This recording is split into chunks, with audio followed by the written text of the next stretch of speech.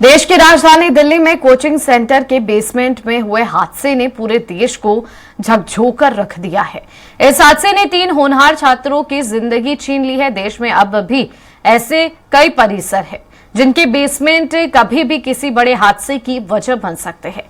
इसी पर देखिए हमारी खास रिपोर्ट। स्वराज एक्सप्रेस की टीम ने राजधानी रायपुर के विभिन्न व्यावसायिक परिसरों के बेसमेंट और पार्किंग स्थलों की पड़ताल की, जिसमें कुछ व्यावसायिक परिसरों में पानी भरने की शिकायत नहीं मिली, लेकिन कुछ ऐसे भी परिसर है जहां बारिश में जल भराव होता है। हालांकि वहां मोटर पंप के माध्यम से निकासी की व्यवस्था की गई है।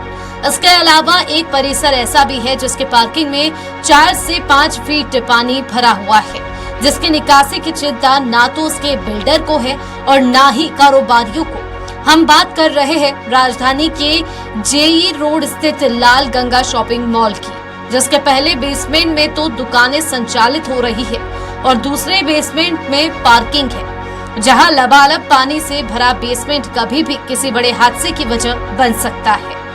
राजधानी रायपुर में बहुत सारे व्यावसायिक कॉम्प्लेक्स ऐसे हैं जहां पर बेसमेंट में दुकानें हैं और पार्किंग में पानी भरी हुई है। इसी कड़ी में आज दिखाते हैं हम, ये राजधानी रायपुर के जी रोड स्थित लाल गंगा शॉपिंग मॉल है।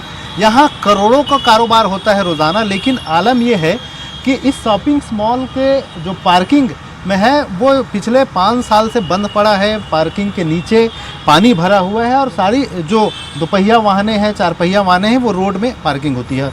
अब देख सकते हैं ये पार्किंग जाने वाला उनका रास्ता है और ये पार्किंग में आलम ये है कि यहाँ बंद कर दिया गया है और बंद करने के पीछे रीज़न ये है कि यहाँ पूरे पार्किंग में पानी भरा हुआ है और क्योंकि तमाम जो विद्युत सप्लाई का सिस्टम है वो भी बेसमेंट में ही है, तो कहीं ना कहीं आगे चल के एक बड़े हादसे हो सकते हैं दिल्ली टाइप के, जिसमें करंट की वजह से भी दूसरे हादसे होने के आसार है। और जिस तरह से हमने यहाँ के व्यापारियों से जो बात की, व्यापारी संगठन से बात की, उनका कहना है क्योंकि जो बिल्डर्स ने इस पूरे कॉम्प्लेक्स को अब व्यापारियों को हैंड ओवर कर दिया है, लेकिन व्यापारिक संगठन बहुत सारे व्यापारी हैं जिसमें 20% ही लोग मिलजुल पाए हैं, एकजुट हो पाए हैं, जिसकी वजह से मेंटेनेंस का काम नहीं हो पा रहा है, खाली ऊपर की साफ़ सफाई का ही कर पा रहे हैं, लेकिन पार्किंग बंद पड़ा है पिछले 4-5 सालों से और इसलिए इसकी साफ़ सफाई और दूसरी चीज़ें जो होनी चाहिए वो नहीं हो पा रही। तो ये देख सकते हैं, ये आलम ये है कि ये कॉम्प्लेक्स ऐसा है जिसमें बेसमेंट में दुकानें हैं और जो पार्किंग है वो पानी से लबालब है और किसी भी दिन किसी बड़े हादसे को अंजाम दे सकता है। कैमरा पर्सन भूपेंद्र के साथ स्वराज एक्सप्रेस के लिए रायपुर से दिलीप साहब। वहीं इसे लेकर जब व्यापारियों से बात की गई तो व्यापारी इस पर कुछ कहने से बचते नजर आए। हालांकि प्रशासन इसको लेकर अलर्ट है। नगर निगम को जांच के आदेश दिए गए हैं।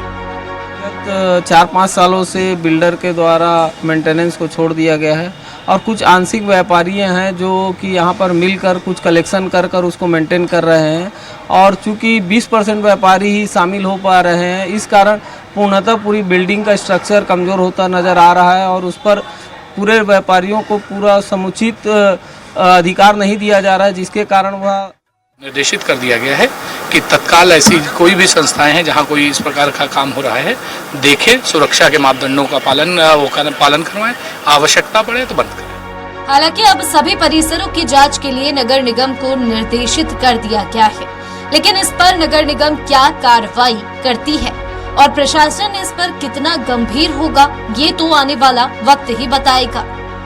रायपुर से स्वराज एक्सप्रेस के लिए दिलीप साहू की रिपोर्ट।